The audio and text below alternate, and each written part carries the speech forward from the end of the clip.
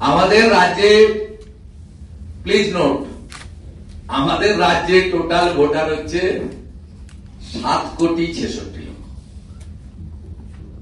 Form distributed হয়েছে 5,20,00,000। প্রাথমিকভাবে fake, মৃত ইত্যাদি ভোটার চিহ্নিত হয়ে ফর্ম ফিরে আসেনি 13 লক্ষ, ম্যাচ করেনি 22 লক্ষ। কে বা কারা রটিয়ে দিলেন মাত্র 10 লক্ষ বাদ গেছে। কে? নাম লিখে রাখুন। আমি না 95 সাল থেকে ভোটে লড়ছি। 1 কোটির উপরে যাবে, নিচে নামবে না।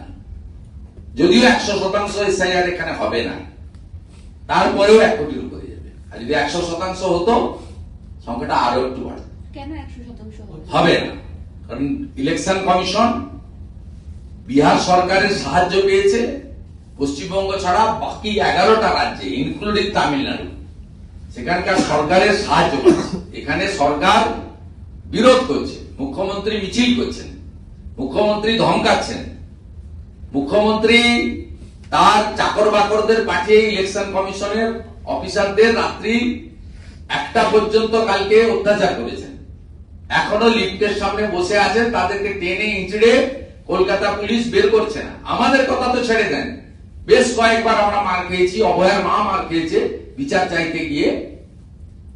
চাকরি প্রার্থীদের উপরে যে ধরনের বর্বর হামলা করেন আপনারা, মেট্রো স্টেশনের ভিতরে ঢুকে গিয়ে, শিয়ালদা রেল স্টেশনের ভিতরে ঢুকে গিয়ে, হাজরা মোড়ে কালীঘাটের দিকে কারো যাওয়ার উপায় নেই, গাড়ি থেকে নামার আগে ঠেলে ঠুলে ভিতরে তুলে দেন। আর আজকে ইলেকশন কমিশনার অফিসের ভিতরে 7টা লোককে বসিয়ে রেখেছেন যারা বিএলও নয়, আপনার পার্টির ক্যাডার। ইলেকশন কমিশনকে সাহায্য করছেন না, এরপরেও বলছেন কেন নয়। আরো উদাহরণ দিতে হবে। আমরা এখান থেকে গিয়ে ওখান থেকে লাইভ করুন।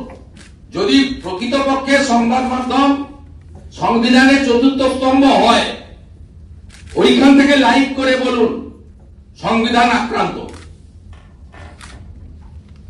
Election commission free and fair vote conduct করতে চাইছে। SIR not new. This is 9th time SIR happening in West Bengal. অতএব এই জায়গা থেকে আপনি বলছেন কেন, ব্যাখ্যা দিতে হবে। যে মুখ্যমন্ত্রী SIR কে এনআরসি বলে, এই মুখ্যমন্ত্রী তো SIR এর পরে 2004 সালের লোকসভা নির্বাচনে 98,000 ভোটে দক্ষিণ কলকাতা থেকে সবেদন নীলমণি একটা সিট পেয়েছিল তৃণমূল 42 এর মধ্যে, উনি জিতেছিলেন। তখন SIR ভালো ছিল, এখন SIR খারাপ হয়ে গেছে। হাউসিং এ বুথ করা যাবে না যাতে হাউসিং এর লোকদের বেরোতে না দিতে পারে, সব ধরা পড়ে গেছে। আর এতদিন পার পেয়ে এসছে সিপিএম কংগ্রেস ছিল বলে। বিজেপি আছে, প্রত্যেকটা ইঞ্চিতে ইঞ্চিতে যা করার আমরা করছি এবং করব। জ্ঞানেশ কুমারকে মুখ্যমন্ত্রী চিঠিটা ডাস্টবিনে ফেলে দিতে হবে। 300-র বেশি ভোটার যেখানে আছে আবাসনে ভোট কেন্দ্র হবে। এটা আইন আছে, ইলেকশন কমিশন করেছে, ইলেকশন কমিশন করতে বাধ্য। আর ভয় পাচ্ছেন কেন? আবাসনের লোকদেরকে তালা লাগিয়ে রাখেন না। লোকসভা নির্বাচনে বালিতে তালা লাগিয়ে রেখেছিলেন, 4 ঘন্টা লড়াই করে সিআরপি পাঠিয়ে তালা ভেঙে বের করতে হয়েছে। গত লোকসভা নির্বাচনে ভোট দিয়েছিল বলে বেলেঘাটা মানিকতলায় আবাসনের নিচে আপনি নোংরার গার্বেজের গাড়ি ফেলে রেখেছিলেন।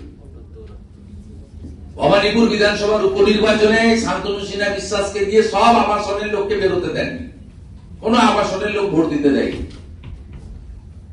ভয় পাচ্ছেন না? আপনার চুরি, দুর্নীতি এবং আপনার এই কৌশলগুলো ধরে ফেলেছে বলে ইলেকশন কমিশন। তো মুক্ত গণতন্ত্র হওয়া উচিত। উনি তো বলেন আমি 200% কাজ করে দিয়েছি, 3.5 কোটি লোককে চাকরি দিয়েছি।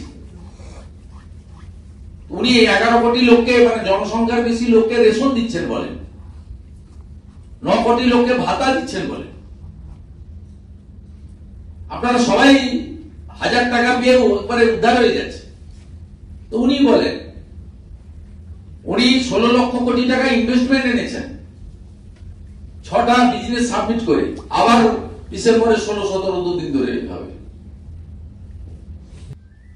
মতুয়া এবং বাংলাদেশ থেকে ধর্মীয় কারণে উৎপীড়িত হয়ে আসা কয়েক কোটি হিন্দু, তারা নরেন্দ্র মোদী ছাড়া, বিজেপি ছাড়া কাউকে চেনে না।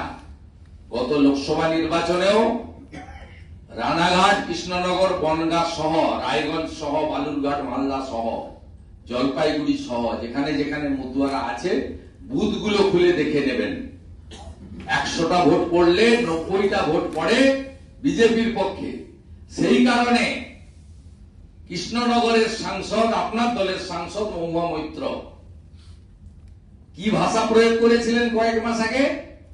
বলেছিলেন যে তোমরা কাঠের মালা, ওটা কাঠের মালা নয় মমতা ব্যানার্জি, ওটা আচার মালা, কাঠের মালা পরে তোমরা আমাদের মিটিং এ আসো, লক্ষ্মীর ভান্ডার চাইতে, ভাতা চাইতে, আর 100টার মধ্যে 85টা ভোট তোমরা বিজেপিকে দাও। এই ভাষায় অপমান করেছিলেন। আমি আশা করব আপনি মহুয়াকে সঙ্গে রাখবেন আজকে, এবং বক্তৃতার শুরুতে আচার মালাকে কাঠের মালা বলার জন্য হাত জোড় করে মহুয়াকে দিয়ে বনগাঁতে ক্ষমা চাইয়ে দেবেন। কমিশনের যারা বিএনএ সচিব মনিরুল তো তৃণমূল জয়েন করলো। আপনি ভবানীপুর নিয়ে একাধিকবার বলেছেন এবং আপনি বলেছেন যে ভবানীপুর আপনারা জিতবেন। তৃণমূল নেত্রী অভিষেক বন্দ্যোপাধ্যায় দফায় দফায় সেখানে বৈঠক করার সিদ্ধান্ত এবং নির্দেশ দিয়েছেন। না না, ভাইপো করছে কিনা জানি না, পিসি বিহার ভোটের দিন থেকে উঠবে। আমাদের মমতা ব্যানার্জির বাড়ির উল্টো দিকে একটা বাড়ি তৈরি করেছে, বাড়ি করেছেন উনি, সেই বাড়িতে একটা ওয়ার রুমও করেছে। আমার কাছে ভিডিও ছবি আছে। ও করুক, উনি যা করছেন জানি আমরা, আর আমরাও যা করার করছি। আমি এবার উঠবো নাকি? অনশন মঞ্চ হয়েছে, একাধিকবার তিনি বলেছেন মতুয়ারা তার পক্ষে আছে, পক্ষে রয়েছে। মমতা বন্দ্যোপাধ্যায়কে এতটা কি কনফিডেন্সের অভাব মনে হচ্ছে যে তিনি তাকে হাঁটতে যেতে হচ্ছে? না না, গুলাতে চাইছে, গুলাতে চাইছে। মুসলিম ভোট তো সরে যাচ্ছে। এই দক্ষিণবঙ্গের এই জোনে মুসলিমদের একটা বড় অংশের ভোট নওশাদ সিদ্দিকীর দিকে যাচ্ছে। আর ইসলামপুর থেকে মুর্শিদাবাদ পর্যন্ত ঝাড়খণ্ড, বিহার বর্ডার এলাকার মুসলিম ভোট সীমাঞ্চলে এমআইএম এর দিকে যাচ্ছে। আর শিক্ষিত মুসলিম লোকজন, টিচার, প্রফেসর, ডাক্তার, তারা নরেন্দ্র মোদীজির দিকে যাচ্ছে। সব মিলিয়ে আমি তো কালকে দক্ষিণ 24 পরগনার মন্দির বাজারে এত বড় সভাতে বলে এসেছি। ও হঠাৎ করে ডায়মন্ড হারবারে নেমেছিলাম আহত কর্মীদের দেখতে। 3 মিনিটের মধ্যে ওখানে 1000 লোক জড়ো হয়েছিল। অনেকগুলো চ্যানেলের প্রতিনিধি ছিলেন, দেখেছেন উচ্ছ্বাসটা মানুষের। তা দক্ষিণ 24 পরগনায় যদি ভয়মুক্ত পরিবেশে অবাধ নির্বাচন হয়, লড়াই বিজেপির সঙ্গে আইএসএফ এর হবে। এই মমতা বন্দ্যোপাধ্যায় বনগাঁতে যাচ্ছেন জলটা খোলা করার জন্য, কোনো লাভ হবে না। 1907-8 সালে ঠাকুর হরিচাঁদ ঠাকুর, গুরুচাঁদ ঠাকুর মতুয়া সমাজ সৃষ্টি করেছিলেন, যখন অবিভক্ত ভারতবর্ষে, অখণ্ড ভারতে, আজকে যা পাকিস্তান বা বাংলাদেশ, গরিব মানুষদেরকে, দলিত মানুষদেরকে চাপ দিয়ে ধর্ম পরিবর্তন করার কথা বলা হয়েছিল। ইসলাম ধর্ম তোমাদের নিতে হবে, নইলে তোমাদেরকে আমরা মেরে ফেলবো, কেটে ফেলবো, বাস্তুচ্যুত করব। সেই সময় প্রভুর উদয় হয়, ঠাকুর হরিচাঁদ ঠাকুর, গুরুচাঁদ ঠাকুর। 1907 এবং 8 ইতিহাসটা পড়বেন।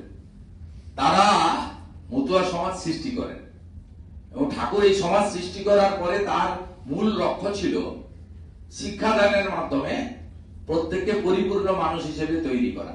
তিনি একাধিক বিদ্যালয় স্থাপন করেছিলেন সেই সময়, এবং 1945 সাল থেকে পিয়ার ঠাকুরের নেতৃত্বে নাগরিকত্বের দাবি নিয়ে লড়াই শুরু হয় ভারতবর্ষে। এবং স্বাধীনতার পরে এই লড়াই আরো তীব্র হয়।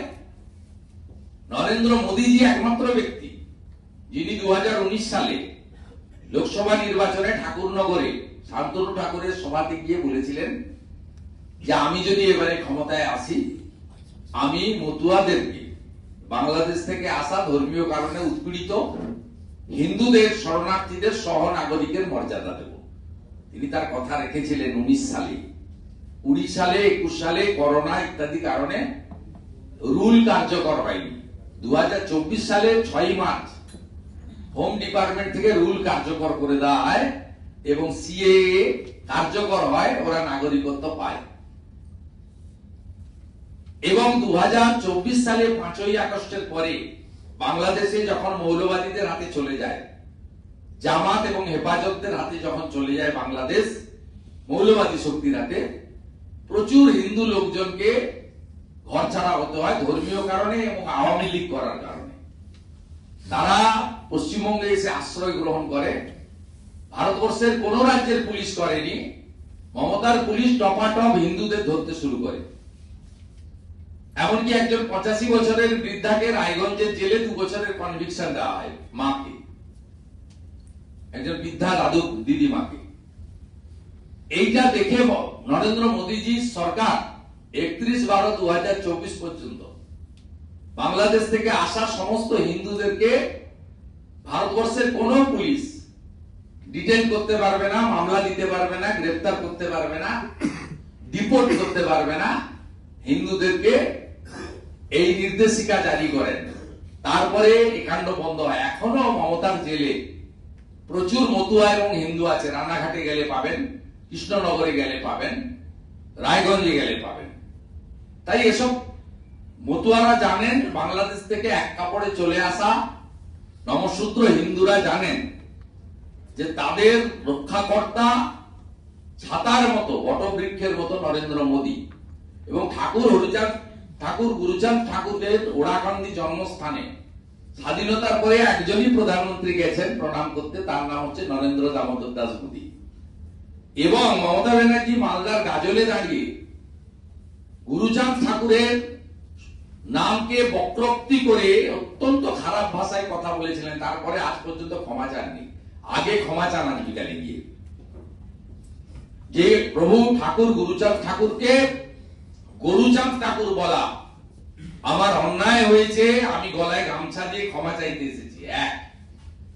আমি সিএ এর বিরোধিতা করে অন্যায় করেছিলাম, দ্বিতীয় ক্ষমাটা চান ওখানে। কারণ আপনি বলেছিলেন নো সিএ। আপনি মুসলিমদেরকে ভুল বুঝিয়ে মাঠে নামিয়েছিলেন, সিএ মানে এনআরসি, দ্বিতীয় ক্ষমাটা এটা চান। আপনি বলেছিলেন এরা বেঈমান, মা বীণাপাণি দেবীকে চিকিৎসা আমি করিয়েছি, সরকার করে থাকতে পারে। আপনি কে?